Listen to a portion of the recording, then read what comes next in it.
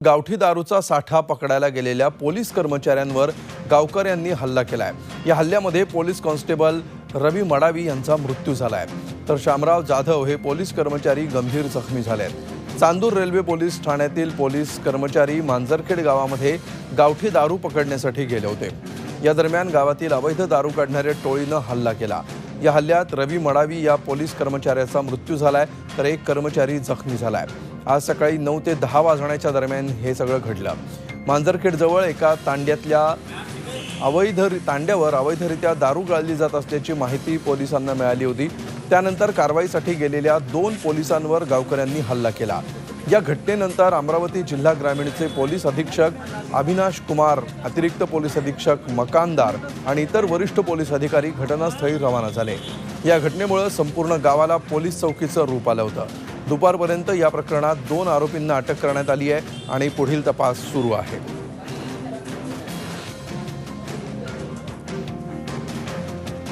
याविषयी अधिक माहिती देतात आमचे प्रतिनिधी राजेश सोनोने।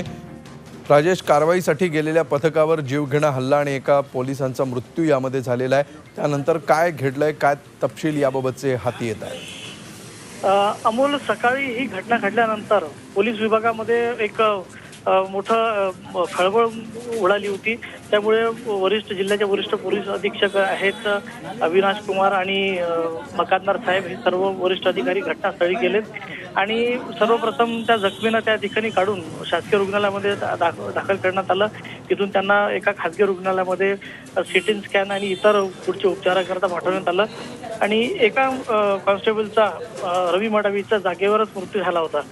तर एकूणच हे घटनाक्रम पाहता की त्यामध्ये अनेक प्रश्नचिन्ह निर्माण झालेले आहेत की इतक्या सकाळी हे कारवाई करण्याकरता गेलेत, तर हे यांनी पोलीस वरिष्ठ अधिकाऱ्यांना आपल्या ठाण्यामध्ये त्याची नोंद केली होती का? आणि दुसरं वैशिष्ट्य असं आहे की हे दोन्ही कर्मचारी त्या ठिकाणी गावामध्ये कारवाई करण्याकरता गेले होते, तर त्यांनी स्वतःचा आपला युनिफॉर्म घातलेला नव्हता। एक लोकल कपडे, साधे रोजचे वापराचे कपडे घालून त्या ठिकाणी गेले होते लोक।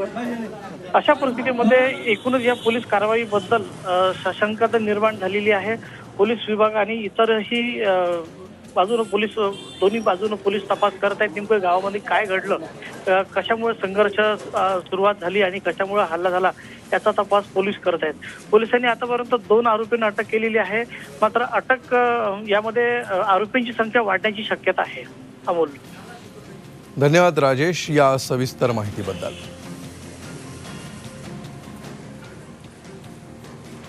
झी 24 तास रहा एक पाऊल पुढे।